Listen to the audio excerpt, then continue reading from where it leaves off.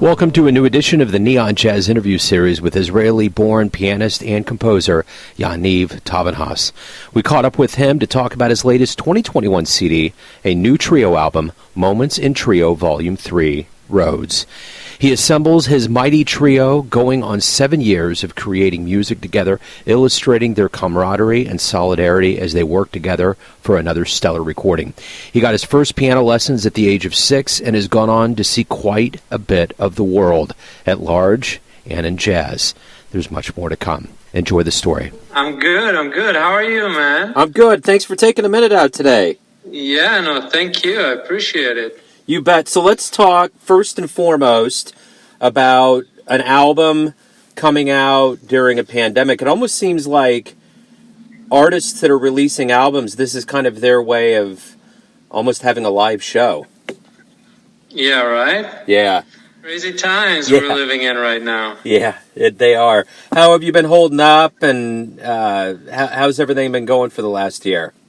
You know, I've been okay. You know, no complaints, no real complaints. Yeah, I mean, this year is definitely shaking up. I mean, the entire New York scene and affected my life. I haven't been in New York actually since June because I went to see my family in Israel, and then I went in September. I came to Italy to be with my wife, who is here studying, and we just ended up staying here because it kind of makes the most sense right now.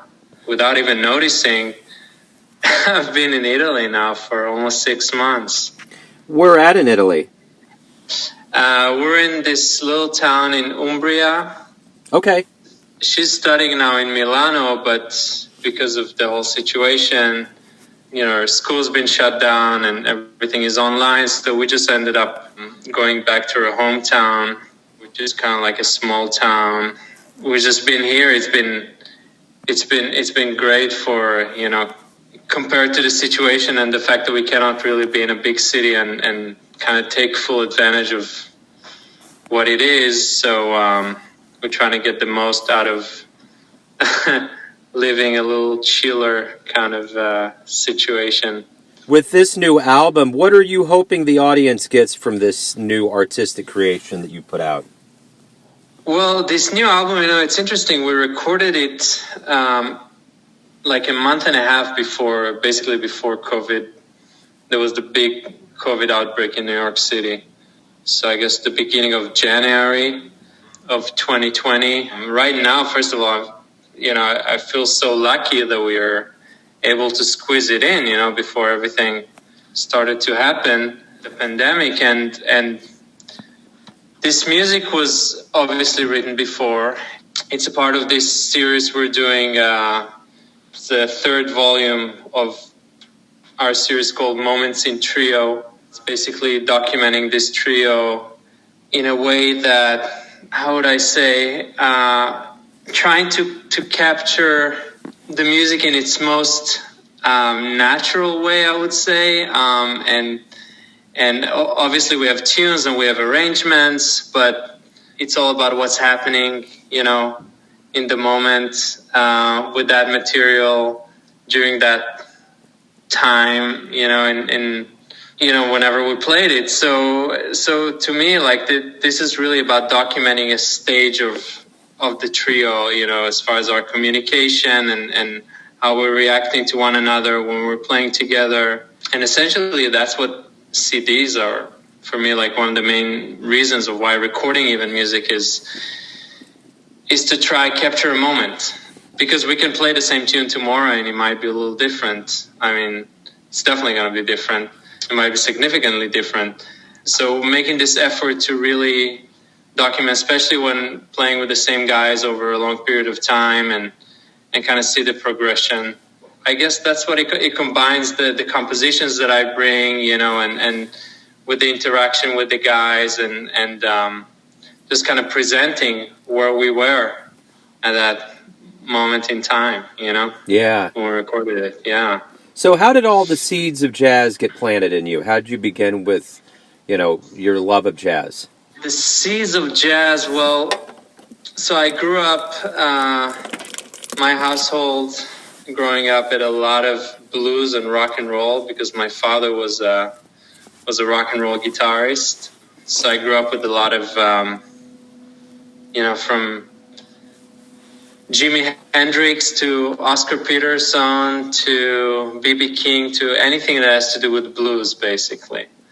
And my father, just his love for music and his knowledge was kind of expanding my horizons as I was growing up. And through playing the piano and loving blues and that kind of thing, I sort of started to discover where the blues piano came from. And that was kind of a natural way for me to approach jazz and everything that, it's been with the piano repertoire within jazz and blues, and it was just kind of a natural path for me. So that was one way. And the other way was through my grandfather. It was my mom's father, who was a journalist, but he also played some piano. He loved jazz, and he used to bring me sheet music of standards and introduced me to a lot of tunes. And I think through my dad and through my grandfather, that was kind of like, that was the path for me. So did you always dream about coming to New York and America and furthering your jazz career here? Growing up in Israel, it's such a small country, and it's incredible. There's so many amazing musicians there, but it's just look at, on the map, it's the size of New Jersey. It was always kind of obvious that if you want to be part of what's happening in the world, music-wise, you'll have to go somewhere at some point. Now times are changing, obviously, with the internet and all those things, but for me, it was always, I think, since I was a kid, it was kind of like an obvious goal. And definitely, coming to the U.S. and kind of exploring where this music is really coming from, and the American Songbook, and so much other styles of music that I grew up listening to. It always kind of made a lot of sense, and it was a clear thing in the back of my mind that I'm going to do at some point. When we do return and COVID slows down and you get back on stage, what do you hope we all realize about this time away from music, both musician and audience? Man, that's a big question. As a musician, we always have the time that we need to take anyway to create and compose, and then when we go on the road and when we have a lot of gigs, obviously, our time becomes more directed towards that, and then sometimes there's less time for our creation. So for me, like, for instance, now when, I miss playing with people and I miss interacting with musicians, but on the other hand, I feel so fortunate, that I have so much time now to compose and to do other things that maybe if I was doing more performing now, I wouldn't have as much time to do that. I'm a positive person, to begin with, so I'm pretty optimistic about it. Getting back to it eventually. Hopefully sooner rather than later.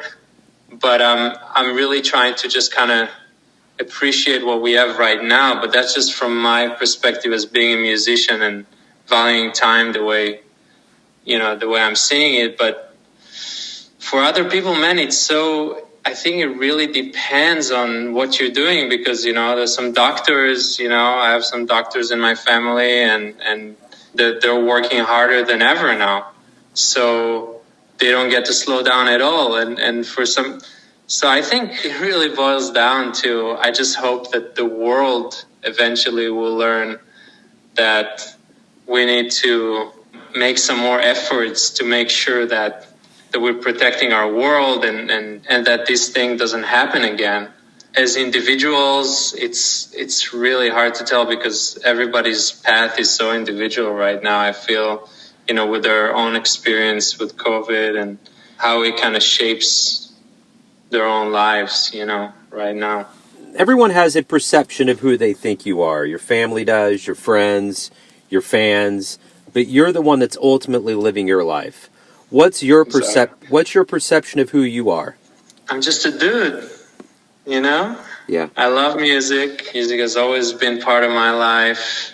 You know, it's something that I was striving to create more and expand my horizons.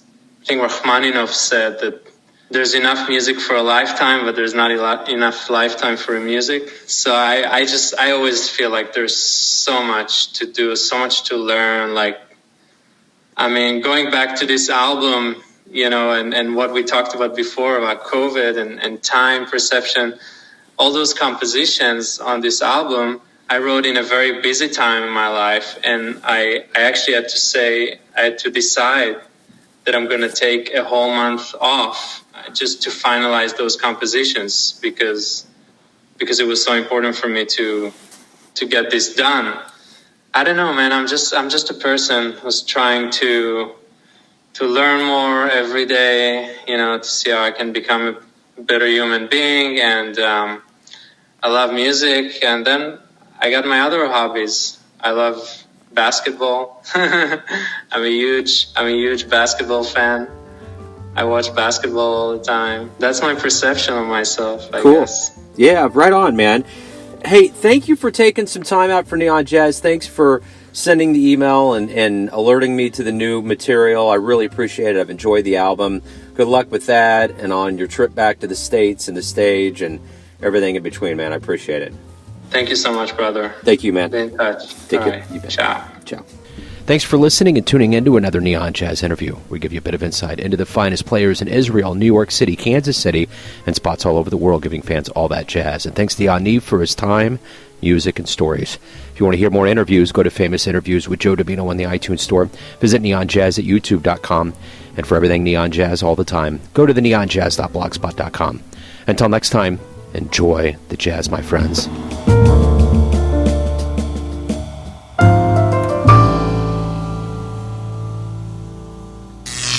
Neon Jazz.